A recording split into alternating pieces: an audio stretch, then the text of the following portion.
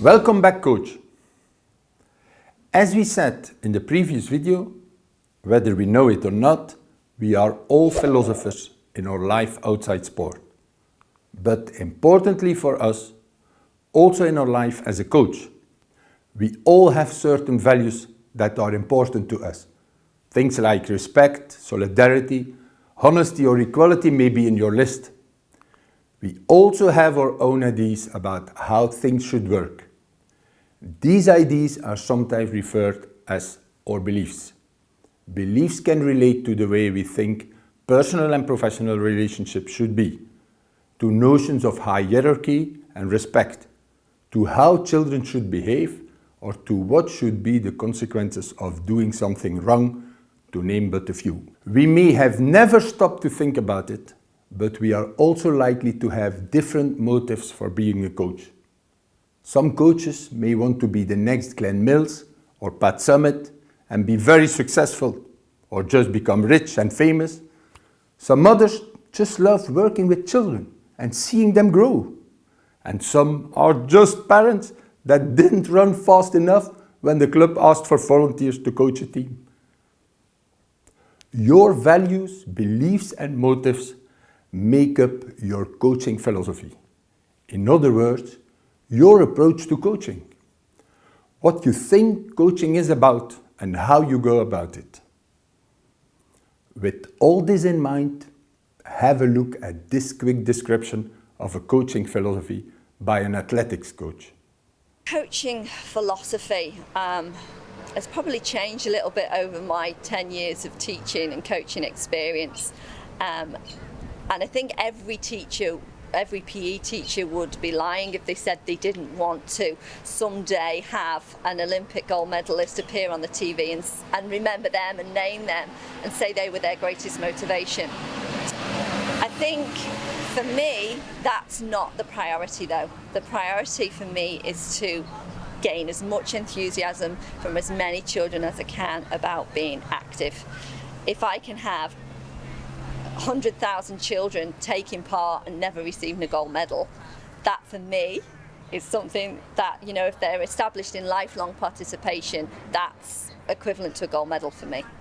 This is about, children finding self-esteem, high levels of confidence so they can take these skills out into their adulthood and establish, as I say, an active lifestyle for years to come.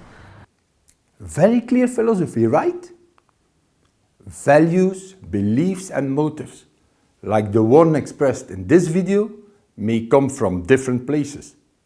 Maybe from your family and upbringing, or from your personal experiences as an athlete and how you were coached, or from your perceptions of elite sport from watching it on TV or in the movies, or perhaps from your job or a critical life incident. Now remember the coach decision-making model we saw in chapter 1? Regardless of where they come from, your philosophy, values, beliefs and motives, even without you realizing it, will have an influence on how you coach. And that's why we have to spend time thinking about them. We have to decide if our philosophy is right for us, for the children we coach, and for the context in which we coach. Another reason to work on your coaching philosophy is that research shows that coaches who have well-established and clearly stated philosophies are more effective and successful. There are a few explanations for this. First, these coaches know who they are and what drives them. This makes them more motivated and happier in their coaching. It also makes them more proactive and less reactive because they know exactly where they are going.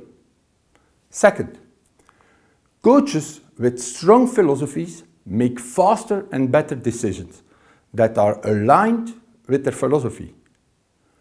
A strong philosophy helps you answer the question, what should I do now? Third, players and parents of coaches with strong philosophies know where they stand at all times and have better relationships, leading to better outcomes for all. Coaches with strong philosophies become powerful role models for both participants and their parents. And fourth, coaches who have clearly articulated philosophies can use them to critically reflect on their own practice and performance, so they can improve all the time. In short, a clear philosophy is a prerequisite of good coaching practice. It's time for you to start thinking about yours. Let's start by asking some of the key questions you need to answer when thinking about your coaching philosophy. There are a few more questions in the reflective activity that we would like you to complete after this video. But for now, let's have a look at some basic ones. For instance, why do I coach? What is the purpose of sport for children? What is the core of my job as a children's coach?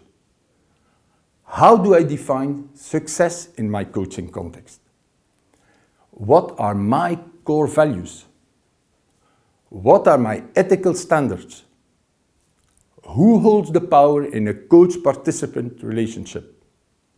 When answering these questions, don't try to think in terms of right or wrong. Just be completely honest and use this as a chance to get to know yourself a bit better. The children you coach will be forever grateful to you for achieving clarity around your coaching philosophy. Okay, please go to the study guide and complete the coaching philosophy interactive activity number 1. Thanks for watching and see you soon.